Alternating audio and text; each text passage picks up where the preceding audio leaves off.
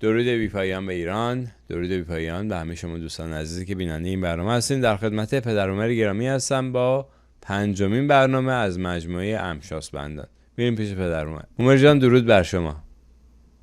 با درود و آفرین به روان و فروهر نیکان فرمندی که در گستره اندیشه های نیک جهان‌آرا و جشن ساز خود امشاسپندان رو پدید آوردند.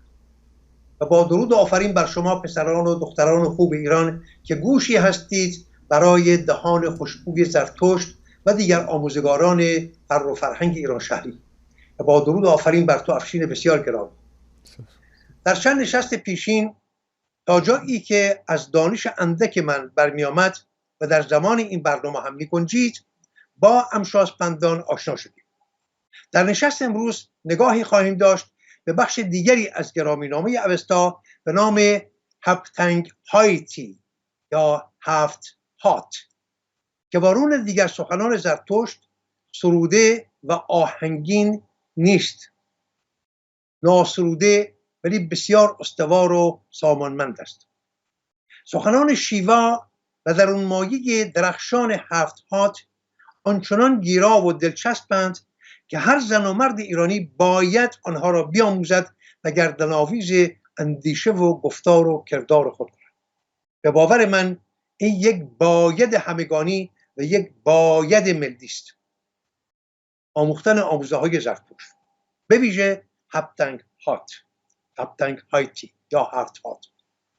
فرازهایی از این بخش را برای شما میخوانم تا بتوانید با آموزه‌های فرهنگ جهاد و شهادت برآمده از اسلام ناب محمدی برابر بگذارید و بیخوبون این دامچالی سیاه روزگاری امروز میهن را بهتر بشناسید.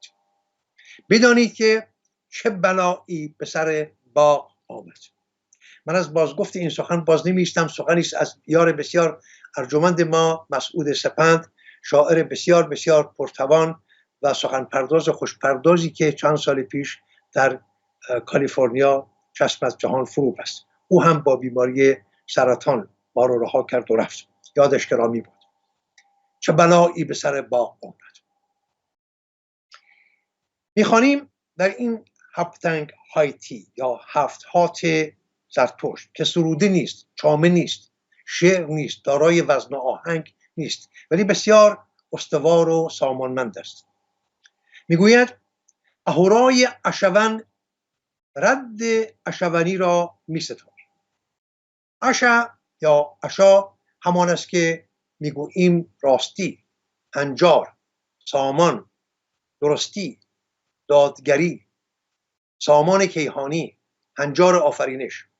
این میشود اشا در زبان گاتایی یا زبان اوستایی. در هر دو زبان اوستایی و گاتایی به همین ریخت آمده است. اشا یا اشا. و اشون پیرو راستی و دادگری و درستی و رد واژه دیگری است برای فرزانه، دانشور، دانشمند، دانا و خردمند. در بینش ایرانی دادار آفریدگار نه تنها آفریدگار هنجار و سامان و داد و درستی و دانش، بلکه خود اهورامزدا پیرو این سامان و پیرو این هنجار و راستی و درستی است. فریب و خشم و نیرنگ و ویرانگری در اهورای ایرانی راه ندارد. خدای ایرانی که بسیار زیبا، بسیار خوشپیکر، بسیار خوشندیش و خوشبوست، فرمان این بکش آن بکش نمیدهد. تشنه خون آفریدگان خود نیست.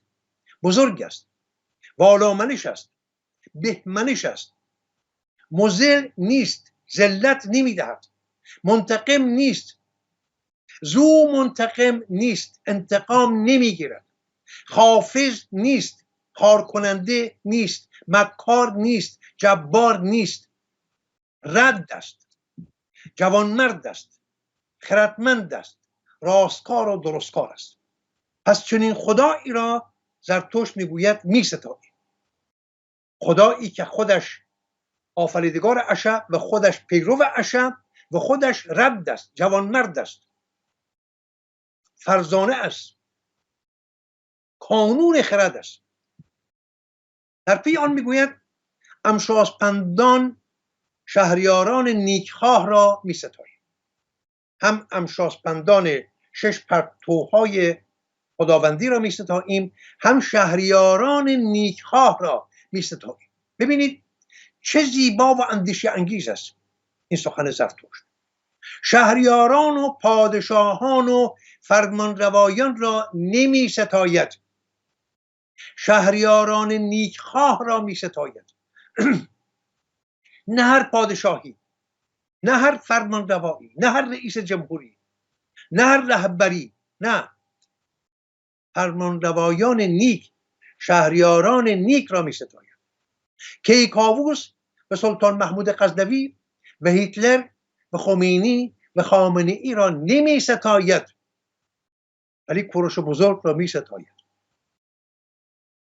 این ریزه ها را خواهش میکنم ژرف بنگرید. سپس میگوید سراسر هستی اشون مینوی و استومند را می ستاید. تمام این گیتی پیکر پذیرفته را از آفتاب و ماه و ستاره و نیروی کشش و نیروی رانش و همه اینها، آب و خاک و گیاه و جانور، همه را می ستاید. سخن زیباتر از این شنیده اید همیهنانم، شما جوانان خوب ایران؟ سخنی زیباتر از این شنیده اید؟ اهورامزدا را می ستاید، مردمان راستکار را می ستاید، ولی همه مردم را نمی ستاید. این کشندگان کودکان ایران، اینا که شایان ستایش نیستند، اینا را که نباید ستود. این سران سپاه ننگین دامن اسلامی را که نباید ستود، اینا را باید نکوهید، اینها سزاوار نکوهشند. ولی زرتشت فرمانروایان شهریاران نیک را می ستاید، مردمان نیک را می ستاید، مردم اشون پیروان راستی را می ستاید، جهان هستی و گیتی بیکرانه را می ستاید، سگ و اسب و خروس و زمین و آب و خاک و گیاه و جانور را می ستاید، کوه و درخت و جنگل و بیابان و چشمه و رود و تالاب و دریا را می ستاید، آسمان و آنچه را که در آسمان است مانند خورشید و ماه و ستاره را می ستاید، زندگی را می ستاید، هستی را می ستاید، هستی بخش را می ستاید. و این ستایش را از گفتار به کردار در می آورد. تنها ستایش بر زبان بسنده نیست، باید آن را به کار بست. هنگامی که با خاک برخورد می کنیم، این ستایش را باید به کار گیریم، در پیوند با خاک، در پیوند با آب، در پیوند با جانور، در پیوند با گیاه، در پیوند با خواهر، برادر، همسر، کودک، فرزند، پدر، مادر، عمو، همکار، همشهری، همروستایی، مردم، همه اینها. این ستایش باید در کردار خودش را نشان بده. اندیشه نیک، گفتار نیک و کردار نیک که در اینجا و هر جای دیگری ورزیده شده است و ورزیده خواهد شد را درود میگوییم و خود نیز با جان و دل به نیکی همی کوشیم. ببینید این ستایشی بود از امشاسپند بهمن. چرا وهومن گفتم که همون منش نیک، از اندیشه به کردار در میاد. اکنون میرویم به سراغ اردیبهشت. در همین ستایشنامه زرتشت در 7 باب بهمن را اینگونه ستود. حالا بریم ببینیم که اردیبهشت را چگونه میستاید. امشاسپند اردیبهشت: ای اهورامزدا، ای اردیبهشت زیبا. اردیبهشت یادتون باشد تنها نام آن ماه اردیبهشت نیست. اردیبهشت یا اشاوهشت یکی از پرتوهای زیبای خداست. خدا با 7 فروزه یا 7 پرتو خودش را به جهان میشناساند. یکی از اینها اشاوهشت است یا اردیبهشت. اینجاست به ستایش او برمیخیزد زرتشت میگوید ای اهورامزدا، ای اردیبهشت زیبا. این را برای خویشتن برمیگزینیم. میگوید من و پیروانم، من زرتشت و پیروانم، همراه با افشین، همراه با هومر، همراه با همه شما پسران و دختران خوب ایران، ما برمیگزینیم چه چیزی را؟ آن اندیشه و گفتار و کرداری را می‌ورزیم که بهترین کنش‌های هر دو جهان است. خب چه چیزی نیک است برای شادونیدن این جهان و شادونیدن جهان پسین پس از مرگ؟ پس از مرگ من میخواهم که شاد باشم. من به زندگی این جهانی بسنده نمی کنم 60 70 80 یا 90 سال. نه، من میخواهم بمانم همون گونه که فردوسی ماند، همون گونه که کوروش ماند. این میشود جهان پسین. در اندیشه های ما جهان پسین وارون دینهای ابراهیمی نیست. جهان پسین یعنی همین. یعنی آیا من پس از مردنم خاک میشوم تمام میشوم یا نه پس از مردنم زنده میشوم؟ ببینید ما داریم زندگان جاوید. من بارها گفتم کوروش بزرگ حتی اگر بخواهد خودکشی کند نمیتواند. زندگی جاوید است. زرتشت زندگی جاوید است. فردوسی زندگی جاوید است. و داریم یعقوب لیث صفار، خب زندگی جاوید است. بابک خرمدین مگر میتواند بمیرد؟ خب نمیتواند بمیرد، زنده است برای همیشه. پس از مرگش زنده شد. پس از پی پاداش پسین که میگوید یعنی این بهترین کنش را همی گوییم به دانایان و نادانان، به شهریاران و شهروندان که جهان را آباد کنند و رامش بخشند. یعنی پیام ما، پیام من زرتشت و پیروان من که همین افشین است و شما هستید، میگوید ما یک پیام داریم برای جهان، برای شهریاران، برای رؤسای جمهور، برای فرماندهان، برای ارتشیان، برای سربازان، برای کشاورزان، برای پزشکان، پرستاران، برای همه مردم جهان، مردم راستکار جهان، همه شهروندان که جهان را آباد کنند و رامش بخشند. یعنی آقا شادی باید بپراکنید در جهان. دست بردارید از این همه جنگ و کشتار. زمین خسته شد از این همه خون، از این همه زشتکاری و پتیارگی های شما. رها کنید، اندکی مهر بورزید به این زمین. این پیامی است که این پدر بزرگ فرهنگ ما که من او را نخستین کسی میدانم که نخستین سنگ کاخ اندیشه را در کارنامه جهان پی گذاشت، همین زرتشت است. ما پیش از زرتشت کسی را این گونه با چنین اندیشه های جهان آرا رامش بخش نمیشناسیم. دست کم من نمیشناسم. شادمان میشوم اگر شما بشناسید و من بشناسم. میگوید خویشکاری شهریار یا فرمانروا این است که جمشیدوار جهان را بباراند، جمشیدوار جهان را بگستراند و مردم را به سوی خوان شادمانی فرا برد. یعنی خویشکاری آقای بایدن، خویشکاری رهبر ناجوانمرد جمهوری اسلامی، خویشکاری آقای پوتین، رؤسای جمهور در اروپا و پادشاهان، خویشکاری اینها این است که جهان را بباناند و رامش بخشند. مردم نیست که ما این باید با کار و کوشش در پرتو خرد و اندیشه نیک یاری رسان چنین شهریاران نیکسرشت باشند. کار شهریان یا پادشاه یا فرمانروا کشتن و سوختن و مردم ایران و عراق و سوریه و لبنان و فلسطین و اسرائیل و جای جای جهان را به خاک و خون کشیدن نیست. این نیست خویشکاری یک فرمانروا. چون این فرمانروای دیوسرشتی همیهنانم اهریمن است، نه آدمی، نه سزاوار برنامه شهریار. در دنبالی سخن میگوید، این سخن از زرتشت است، به راستی شهریاری را یا ببخشید شهریاری را از آن کسی میشماریم و از آن کسی میدانیم و برای کسی خواستاریم که بهتر شهریاری کند. شهریاری یعنی چه؟ یعنی بیش از دیگران به یاری شهر بیاید. شهر کجاست؟ ما مردمیم.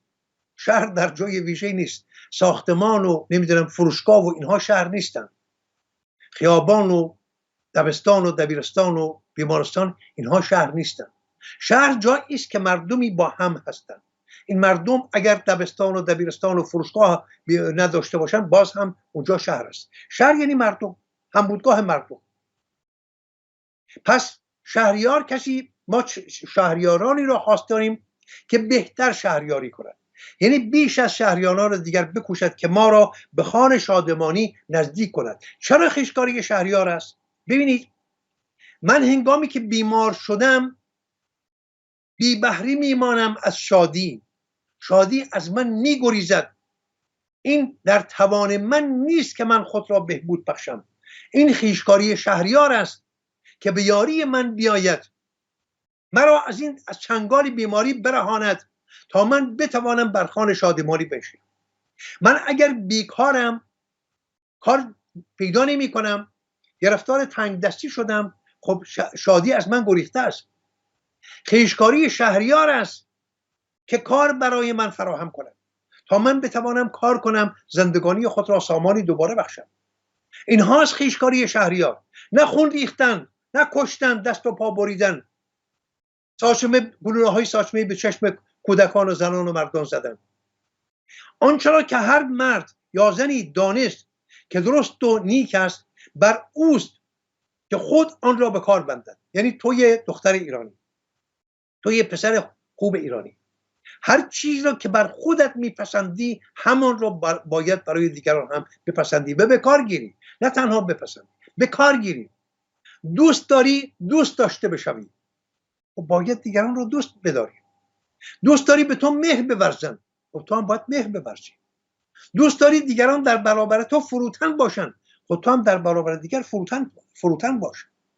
دوست داری به یاری تو بیایند به هنگام گرفتاری، خود تو هم به هنگام گرفتاری دیگران به یاری آنها برو. اینها را باید به کار بندد و دیگران را نیز بیاگاهاند تا آن را آنچنان که هست به کار بندد. اینها اندرس‌های خردمندانه این مرد بزرگ است.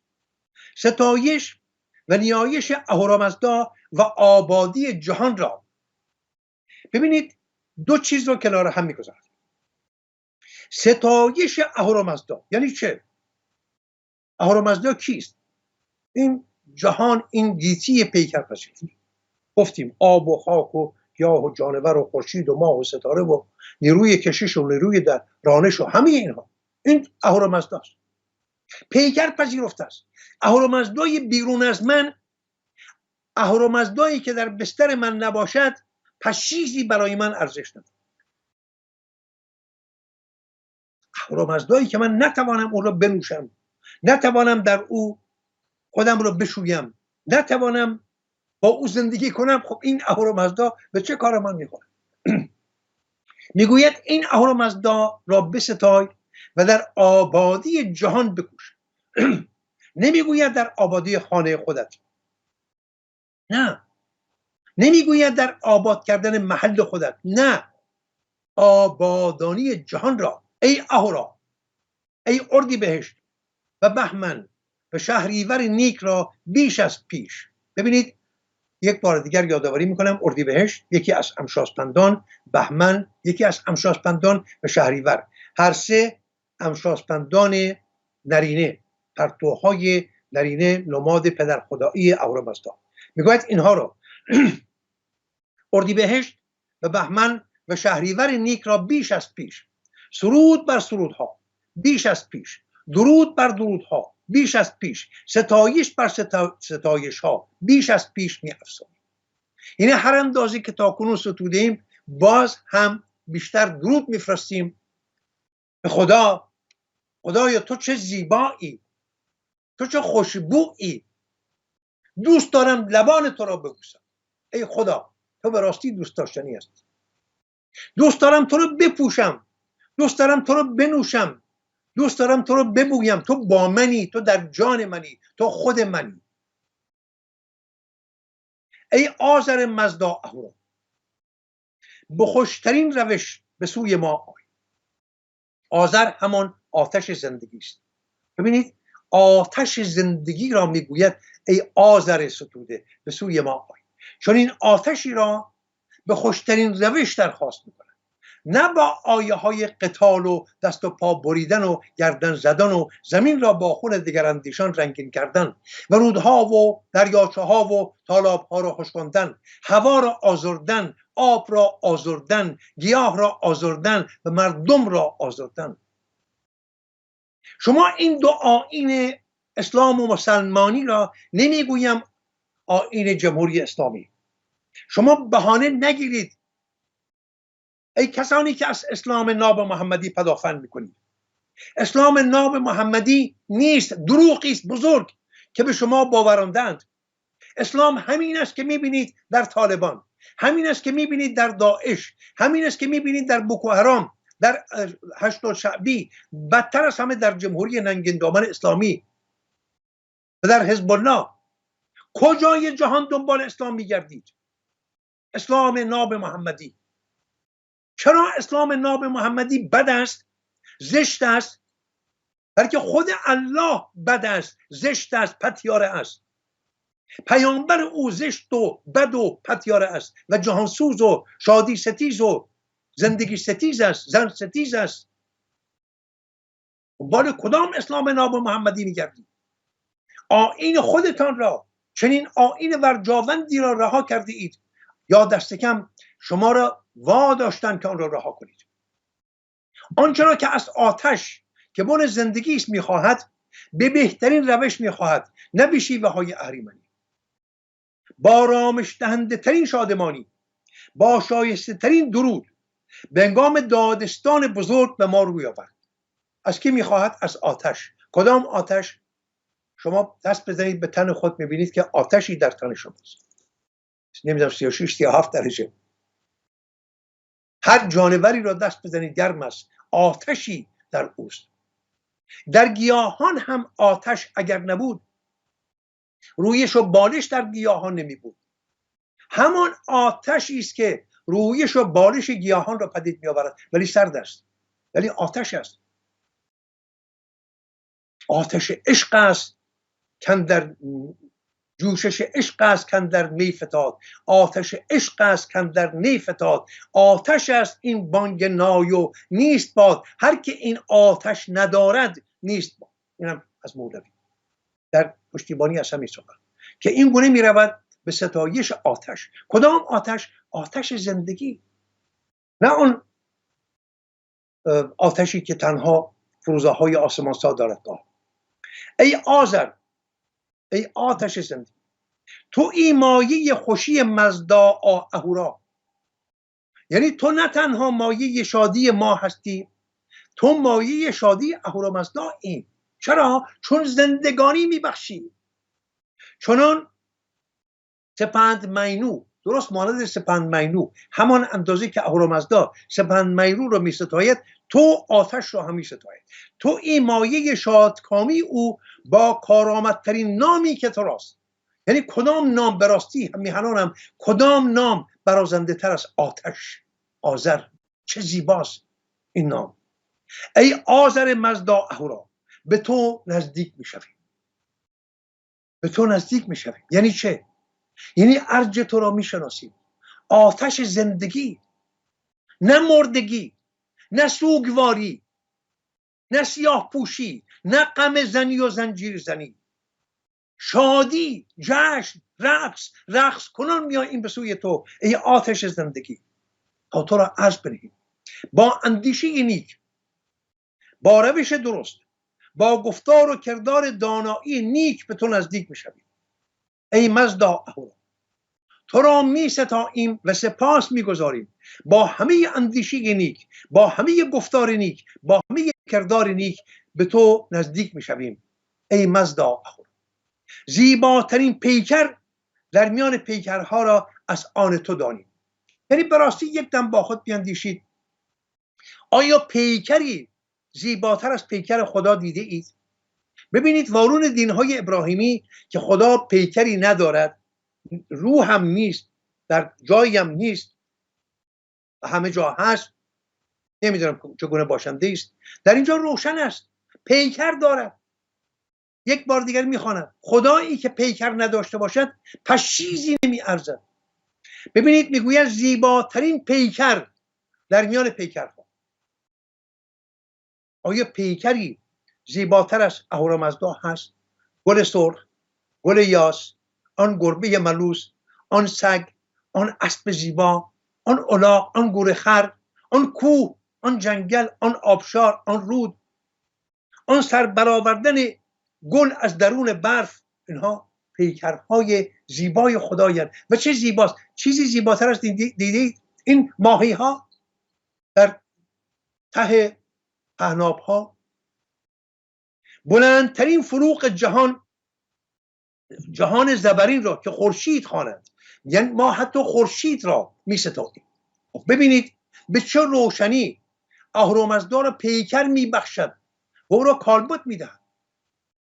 در اینجا هنگامی که آذر یا آتش یا خورشید را می ستاید، اندامهای گوناگون خدا را می ستاید.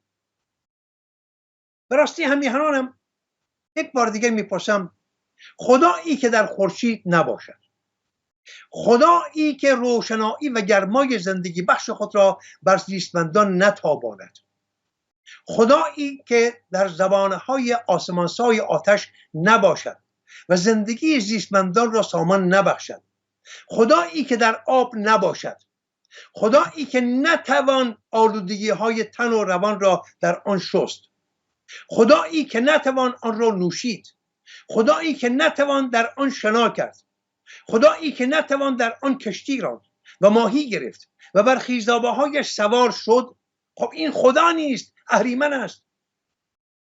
خدایی که در گل نباشد، خدایی که نتوان آن را بویید، خدایی که نتوان از باغچه چید و بر گیسوی یار بست، خدا نیست، دیو است. خدایی که در بستر زناشویی و در پیکر زنان و مردان نباشد هنگامی که با هم مهر می‌ورزند، خدایی که در شور مهرورزی و دلدادگی نباشد، خدا نیست، الله است، اهریمن است. خدای ایرانی هنگامی که دو دلداده در بستر به هم مهر می‌ورزند، در تن هر دوست، در دهان هر دو، در لب‌های هر دو، در اندام‌های هر دو، این خداست. خدایی که من میشناسم، خدایی که پدران من و پدران تو، مادران من و مادران تو در هزارهای پیش برای خود ساختند، نه اینکه خدا آنها را آفریده باشد. این را بارها گفتم. خدایی که نیاکان فرمند ما در ذهن و اندیشه خود برای خود آفریدند و به ستایشش برخواستند. چرا؟ که با ستایش آن خدا آب را بستایند، زمین را بستایند، خاک و آب و گیاه و جانور را بستایند و یکدیگر را بستایند، یکدیگر را دوست داشته باشند، نرزمند، نکشند، انتقام نگیرند، فریب ندهند یکدیگر رو، از کول یکدیگر بالا نروند، بر استخوان‌های یکدیگر کاخ برای خود نسازند. این چنین خدایی ساختند. اینک زمین را می ستاییم. شما نگاه کنید، اینک زمین را می ستاییم، زمینی که ما را در بر گرفته است. اگر این زمین نبود که من روی آن بایستم، آیا این زمین سزاوار ستایش نیست؟ آیا سزاوار نیست من شبانه روز او را بستایم، ارزش بگذارم، سپاسش به جا بیاورم؟ ای اهورامزدا، زنان را می ستاییم. شما نگاه کنید، در یکی از نامه‌های دین‌های ابراهیمی چنین سخنی پیدا کنید: ای خداوند، زنان را می ستاییم، زنانی را که از آن تو به شما رایند و از بهترین عشب برخوردارند، یعنی زنانی که در پیرو راه راستی و پیرو هنجار آفرینش و هنجار هستی هستند. اینها شایان ستایشند. مادر من، خواهر من، همسر من، دختر من، محبوبه من، دلبر من، همه اینها، همه را می ستاییم با چالاکی، با هوشیاری و دین پاک، یعنی وجدان پاک، پاداش نیک و آرزوی نیک و فراوانی نیک و نام نیک و بخشایش نیک را می ستاییم. اینک آبها را می ستاییم. تا کنون زمین را ستودیم، آتش را ستودیم، ببینید میرسیم به آب. اینک آبها را می ستاییم. این رو برابر بگذارید با زشتکاری های حکومت ننگین اسلامی برآمده از آموزه های ناب اسلام و محمدی که رودهای شما را خشکاند، دریاچه ها و تالاب ها و چشمه ها و آبهای زیرزمینی و همه را خشکاند. این پتیاری که نامش را گذاشتن الله. اینک آبها را می ستاییم، آبهای فرو چکیده و گرد آمده و روان شده و خوب کنش اهورایی را. ای آبها، شما را به خوبی روان و به خوبی در خور شناوری و به خوبی سزاوار شستشو و بخشایش دو جهانیت می ستاییم. ای آبهای بارور، شما را به یاری می خوانیم. ببینید، امامان دیوخوی فرهنگسوز را به یاری نمی خوانیم، آبهای بارور را به یاری می خوانیم. شما آبهای بارور را که همچون مادرید، شما را که همچون گاو شیرده پرستار بینوایانید و از همه آشامدنی ها بهتر و خوشترید. این چنین می ستاییم گشرون یا گاو و گوشتشن، آفریدگار جهان زنده و روانهای خود و روانهای چارپایان را. ببینید، آغاز کرد با ستایش آذر، آتش، و سپس خاک و سپس آب. اکنون می‌پردازد به ستایش جانوران، همه زیستمندان، جهان زنده، گوشتشن و روانهای خود و روانهای چارپایان. ببینید، روان خودش را زرتشت در کنار روان چارپایان می‌گذارد. حالا شما میخواید به من بگویید که چارپایان روان ندارن؟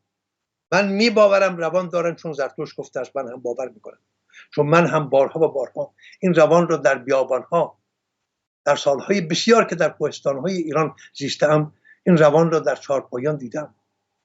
خود و روانهای چارپایان را که مایه زندگانی ما هستند، این چارپایان، این جانوران، این زیستمندان مایه زندگانی ما هستند. چرا نباید آنها را ستود که ما برای آنها ایم و آنها برای ما؟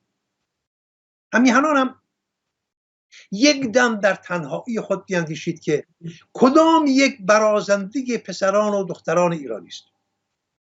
کدام یک از این دو؟ روانهای جانوران را ستودن و یا در سوگ امامان فرهنگسوز و ایران ویرانگر تازی سیاه پوشیدن، گل به سر مالیدن، نوحه خواندن و مانند دیو زدگان زنجیر و قمه بر پیکر و بر کلی بیمغز خود زدن؟ کدام یک از این دو شیوه برازنده تو جوان ایرانی است، تو دختر ایرانی و تو پسر بالا بلند و خوشچهره ایرانی؟ کدام یک برازنده توست که آتش رو بستایی، آب رو بستایی، خاک رو بستایی، جانور رو بستایی، همسرت، مادرت، دخترت، خواهرت، دوست دخترت بستایی، و یا بروی این استخوان‌های پوسیده امامانی که آمدن با مادران تو تنامیزی کردن، تجاوز کردن، بروی دردهای بیدرمان خود را از آنها بخواهی؟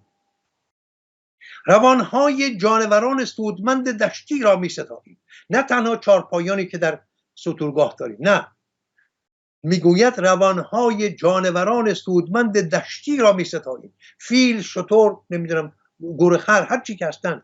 اینک روانهای اشون مردان و اشون زنان را در هر کجا که زاده شده باشند می ستاییم.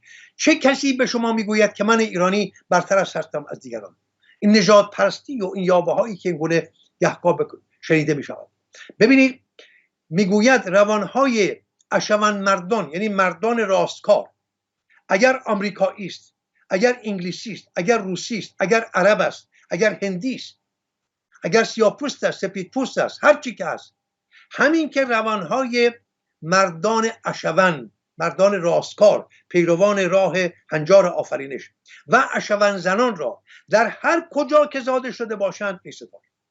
از دید من زرتشت هیچ برتری ندارد یک ایرانی که در ایران زاده شده است و یک آمریکایی، یک کانادایی، یک هندی، یک عربی در عربستان، یک ترکی در ترکمنستان، هر کجا، همین بس که نیک باشد، نیک بیندیشد و در راستای بهبود جهان بکوشد، همین بس است. من او را می‌ستایم.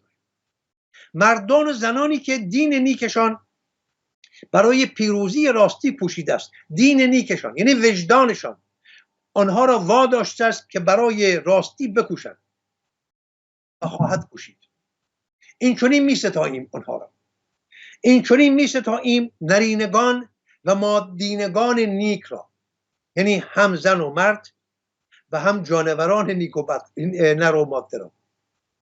امشاسپندان جاودان زنده، یعنی آن 7 فروزه یا 6 فروزه اهورامزدا که با خود اهورامزدا میشوند 7. افشین جان تو خواهان این امشاسپندان بودی، اکنون ببینید به چه زیبایی میگوید. همه را گفت امشاسپندان جاودان زنده و جاودان پاداش بخش را که با منش نیک به سر میبرند و امشاسپند بانوان را، یعنی هم آن امشاسپندان نرینه و هم مادینه را. ای اهورامزدا، آنچنان که تو به نیکی اندیشیدی و سخن گفتی و رفتار کردی، ما اندیشه و گفتار و کردار خویش را به پیشگاه تو فراز می‌آوریم. در اینجا یک نکته بسیار شایان درنگیدن هست. اگر بازش نکنم گمان میکنم مایه گمراهی خواهد شد. نکته‌ای که نباید به سادگی از کنار آن گذشت. نکته این است که میگوید اهورامزدای زرتشت سخن نمیگوید. اینجا چه گفت؟ گفت تو سخن گفتی. ولی ما میدانیم که اهورامزدای زرتشت هرگز سخن نمیگوید. چرا زرتشت خوب میداند هر سخنی، هر اندازه که یاوه و خردسوز هم که باشد، همین که از دهان اهورامزدا بیرون شد مانند یک قانون همیشگی در هزارهای تاریخ مایه سیاه روزگاری مردم خواهد شد. روی سخن اهورامزدا که نمیتوان سخن گفت. الله فرموده است، یهوه گفته است، پدر آسمانی گفته است. حالا که او گفته است دیگر نمیتوان دگرگونی در آن پدید آورد. زرتشت این را میدانست. از همین روز که اهورامزدای زرتشت سخنگو نیست، همیشه خاموش است. پس این چیز که اینجا میگوید تو به نیکی اندیشیدی و سخن گفتی و رفتار کردی، ما اندیشه و گفتار و کردار خویش را به پیشگاه تو فراز می‌آوریم. خب به روشنی پیداست که اهورامزدا پیشا پیش با همه ما سخن گفته است و اندیشه خود را به کردار درآورده است. اهورامزدا در خروش خیزابه‌های دریا با ما و با زرتشت سخن گفته است. در رنگ و بوی گل سرخ سخن گفته است. هنوز سخن میگوید. بر لبان یار و بر بوسه های دلدادگی های ما سخن گفته است و سخن میگوید. با خنده های کودکان ما سخن گفته است. با زرین پرتو خورشید و سیمین پرتو ما سخن گفته است. در رویش و بالش گیاهان و زایش و میرش زیستمندان سخن گفته است. و زرتشت این همه را به نیکی شنیده است و میخواهد برای این همه سخنان نیک اهورامزدا اندیشه و گفتار و کردار خود را به پیشگاه او فراز می‌آورد. در سرود 44 یسنا که نهمین سرود از گاتهای زرتشت است، پرسش‌های بسیاری را با اهورامزدای خود در میان می‌گذارد، با امید اینکه پاسخی یا آوایی از آسمان بشنود. این آغاز کار زرتشت است که پیاپی میپرسد ای مزدا اهورا، این از تو میپرسم که این چیست که خورشید از کجا میآید؟ چرا ماه پیاپی پر میشود خالی میشود؟ اینها از چیست؟ نمیداند، میپرسد. ولی آن همه پرسش های پیاپی را پاسخی نیست از سوی اهورامزدا. سرانجام در سرود 43 یسنا پرده از این راز بر میدارد و نشان میدهد که تنها از راه خرد و از راه اندیشه نیک است که میتوان زبان خدا را آموخت و پیام جهانساز او را شنید. برای شما میخوانم. میگوید مزدا اهورای همه توانا چنین برنهاده است که خوشبختی از آن کسی است که به دیگران خوشبختی بخشد. صدای خدا را شنیده است. فرشته نیامده است، خودش از راه خرد دریافته است. یک بار دیگر نگاه کنید که خوشبختی از آن کسی است که به دیگران خوشبختی بخشد. ببین افشین جان، به تو میگوید میخواهی خوشبخت بشوی؟ بکوش نخست من را به خوشبختی برسان، خواهرت را، پدرت را، مادرت را، همسایت را، همشهریت را. نخست در شادونیدن آنها بکوش، آنگاه خودت به خوشبختی خواهی رسید، خواه نخواه. همچنین بهترین پاداش ها از آن کسی است که خواستار روشنایی است.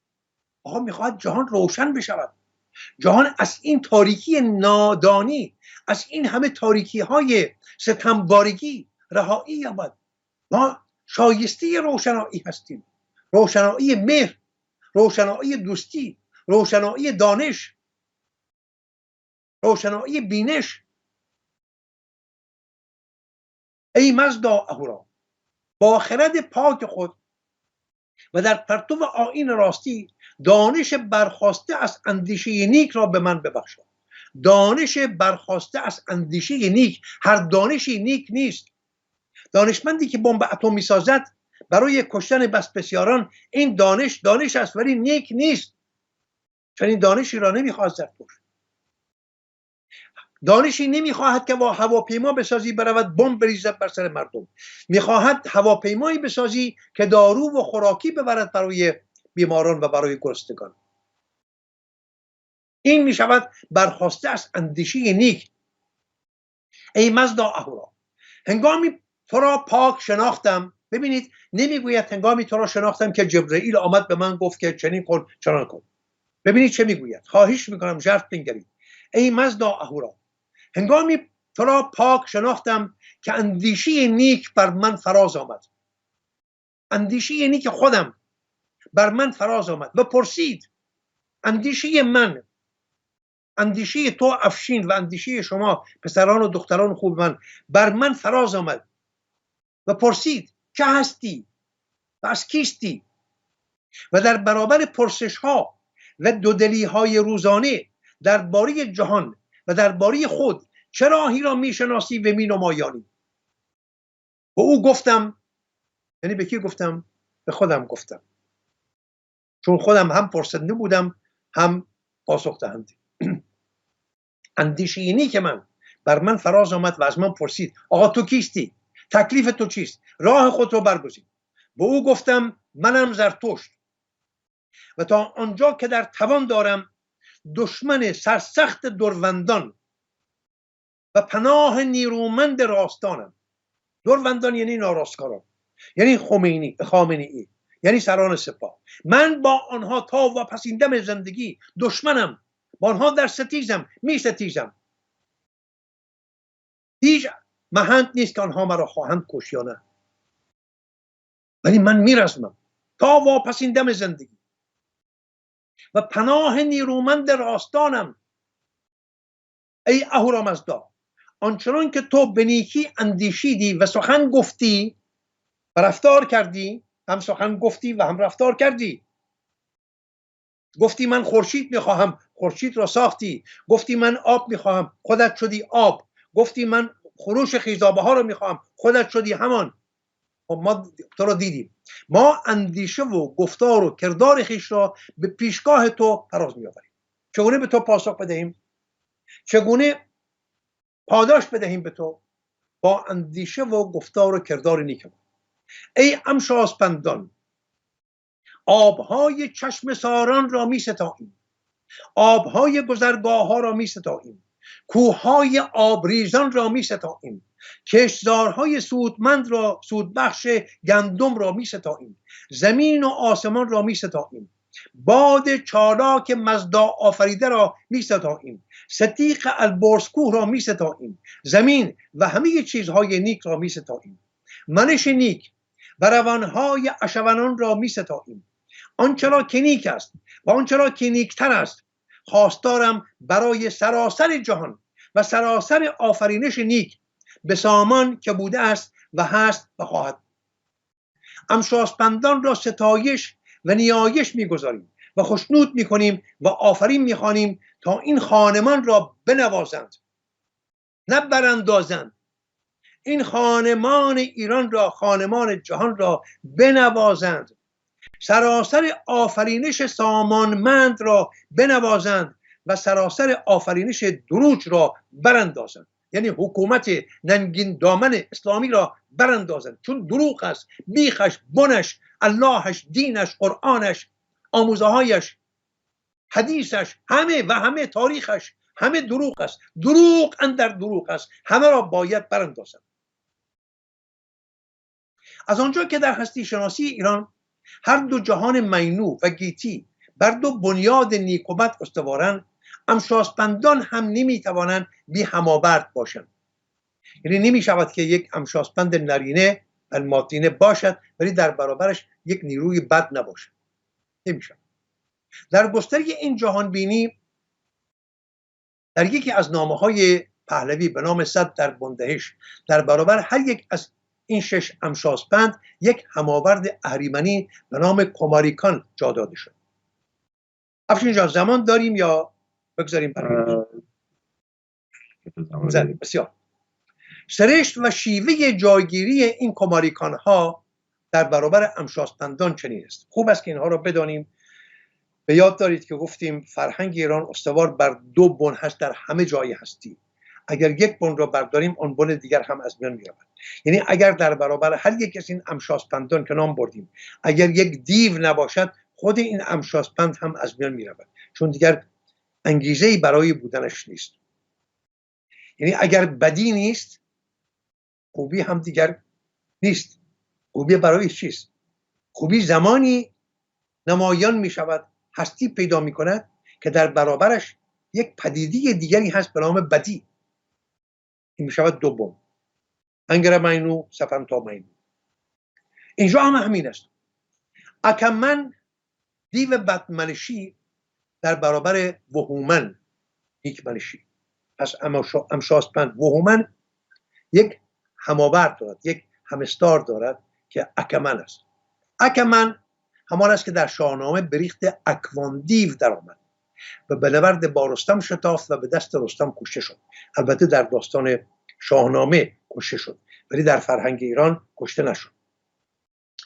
اکمن همیشه هست، چون اگر نابود بشود از میان برود خود وهومن هم از میان خواهد رفت. یعنی نمیتوان بر یک بن نمیتوان، جهان نمیتواند بایستد. ایندرا دیو گمراه کننده در برابر اشاوهیشت یا اردیبهشت بهترین راستی. پس اشاوهیشت هم دیوی دارد در برابر، نامش هست ایندرا. ساورو دیو آشوب در برابر خشت و ایرد یا شهریور، شهریاری. پس اگر این رو برداریم خود شهریاری نیک هم از میان میرود. نا اونگ حیفیا دیو سرکشی در برابر سپنت آرمیتی پاکروانی به خرد رسا. تاوروی دیو فساد در برابر هاوروتات رسایی کمال همون خرداد. زئیریش دیو تباهی در برابر امرداد بیمرگی و جاودانگی. اشم دیو خشم، دیو خشم خونین درفش سیدعلی حامله‌ای در برابر سروش پیک ایزدی. در گاه شمار مزدیگسنان نام این 6 امشاسپند که گفتیم وهومن، اردیبهشت یا اشاوهیشت، شهریور، خرداد، امرداد و سپندارمس، این 6 تا نام‌های 6 ماه سال است که با گویش امروزی اردیبهشت، خرداد، امرداد، شهریور، بهمن و اسفند. در این گاه شمار هر ماه 30 روز شمرده می شود. اینکه سپستر برخی از ماه‌ها 31 روزه و یک ماه 29 روزه، این سپستر پدید آمد. ولی در گاه شمار مزدیگسنان هر ماه 30 روز داشت. به نام 23 ایزد و 6 امشاسپند و اهورامزدا نام‌های این 30 روز هستند. یعنی هر روز مانند امروز نبود که شنبه، یک شنبه، دوشنبه، اینا رو ما از اسلام گرفتیم و خود اسلام از یهودیت گرفت و چه اندوهبار است، چه اندوهبار است همیهنانم ملتی، مردمی مانند ما با آن پیشینی درازدامن فرهنگی حاصلیس نمیدونم قراضه جمع کنه عرب‌های بیابانی باشیم که خود آنها قراضه جمع کنه یهودیان بودن، یهودیان مدینه. سپس رفتن همه را هم کشتند. پیایند یا چینش این روزها یا پیایندشان چنین است. نخستین روز هر ماه نامش هست هرمست. به خجسته نام هرمست ماه آغاز میشه. امروز چه روزی است؟ هرمست. روز یکم هر ماه. روز دوم هر ماه. این که میگویم هر ماه هیچ دگرگونی نمیپذیرد. دومین روز هر ماه بهمن. روز سوم اردیبهشت. امشاسپند اردیبهشت. روز چهارم شهریور، امشاسپند شهریور. روز پنجم سپندارمز، همون زمین. روز ششم خرداد و هفتمین روز هر ماه مرداد، که امروز به نادرست میگوییم مرداد که نباید گفته بشود مرداد. مرداد یعنی مردنی، مرداد. این رو از یاد نبریم، یعنی بی مرگ، نامیرنده. روز هشتم هر ماه دین به آذر، نامش هست دین به آذر. روز نهم آذر. روز دهم آبان یا همون آب. روز 11 خورشید، ببینید چه زیباست. روز 12 هر ماه ماه، نام روز هست ماه. روز 13 تیر، ستاره تیر. روز 14 گوش یا گاو، جانوران سودمند. روز 15 دی به مهر. 16 مهر. 17 سروش، پیک ایزدی. 18 رشن. 19 فروردین.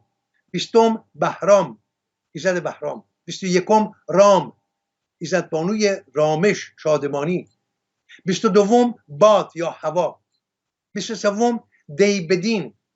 24 دین. کدام دین؟ گفته بودم در خدای نامه، گمان میکنم اصلا اینجا درست گفتم، در خدای نامه بود که درباره دین گفتیم که وجدان است، همون در انا وجدان است، نه این دینهای تازی. و سپس میرسیم به روز 25 ارد، 26 ارشتاد، 27 آسمان، 28 زامیات یا زمین، 29 مهرسپند و 30 انیران. در این گاه شمار هرگاه که نام روز با نام ماه برابر میشد، آن روز را جشن میساختند. در این راستا دومین روز از ماه بهمن جشن بهمنگان بود. ببینید ما همه را از دست دادیم.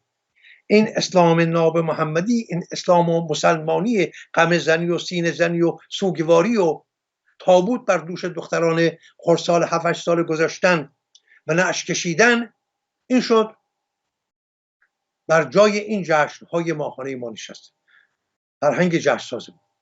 پس دومین روز از ماه بهمن می شود جشن بهمنگان. چرا؟ چون هم نام روز بهمن است، هم نام ماه بهمن است، می شود جشن بهمنگان.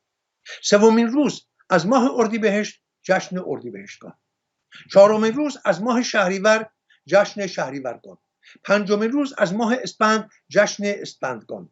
ششمین روز از ماه خرداد جشن خردادگان. هفتمین روز از ماه امرداد جشن امردادگان.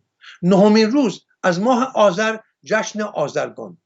دهمین روز از ماه آبان جشن آبانگان. 13مین روز از ماه تیر جشن تیرگان. 16مین روز از ماه مهر جشن مهرگان. 19مین روز از ماه فروردین جشن فروردینگان.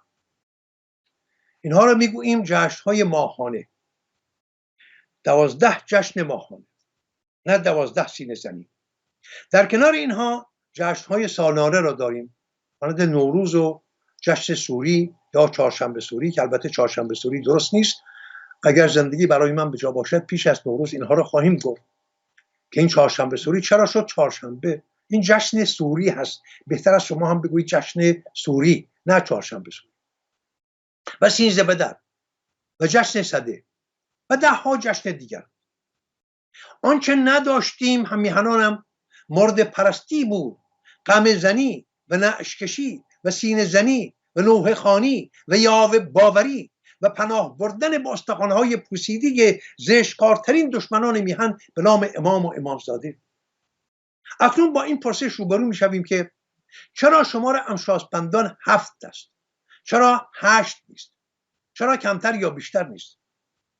در هستی شناسی ایرانی برخی از شماره ها افزون بر بار رایشگری یا شمارشی بار جهان بینی و هستی شناسی هم دارد. برای نمونه با شتاب میگویم که زمان از دست نرود، شماره 1 نماد گوهر هستی بخش خدا یا همون اهورامزدا، خداوند جان و خرد است. شماره 2 سپند مینو، نیروی افزاینده و انگر مینو، نیروی کاهنده. شماره 3 نماد اندیشه نیک، گفتار نیک و کردار نیک است. کسی که خود را به این 3 فروزه بیاراید، یعنی اندیشه و گفتار و کردار نیک، با هنجار آفرینش هماهنگ می شود و در نوشوندگی و بهسازی جهان می‌کوشند. این همان توانایی و دانایی است که پیر شاهنامه‌گوی توس از آن یاد می‌کند، میگوید توانا بود هر که دانا بود، ز دانش دل پیر برنا بود. شماره 4 نماد خرداد، چهارمین پرتو از پرتوهای هفتگانه وزن و اهوراست. خرداد نشان رسایی یا کمال سپهبد است. همکرد یا افزوده توانمندی یعنی شماره 3 و رسایی یا کمال شماره 4 شماره ورجاوند 7 رو میسازند که نماد جاودانگی و بیکرانگی است. از آنجا که فروزه های نیک هستی بخش کرانه ندارند، یعنی نمیتوان گفت که خدا 100 فروزه دارد، 1000 فروزه دارد، 10,000 فروزه، نه، هر اندازه شماره را زیاد کنید، بیشمار صفر در سوی راست شماره بنویسید، در جایی به فرجام خواهد رسید، کرانه خواهد پذیرفت.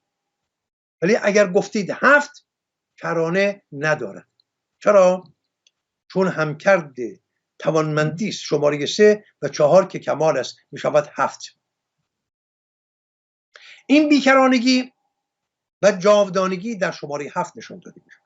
برخی از روشنان آسمان مانند 7 گردونه و نیز 7 رنگ بنیادین که زرد، آبی، نارنجی، سرخ، بنفش، سبز، نیلگون هستند که هر یک از آنها در پیوند با یکی از 7 گویال یا 7 سیاره اینها رو در اون پیوند می‌دانستند. زرد نشان خورشید و روز مهرشید یک شنبه، هنوز هم در زبان انگلیسی میگوید ساندی، روز خورشید. آبی نشان ماه و روز مهشید یا دوشنبه. نارنجی نشان گردونه بهرام یا مریخ و روز بهرامشید سه‌شنبه. سرخ نشان تیر که اون را دبیر سپر میگویند و روز تیرشید چهارشنبه.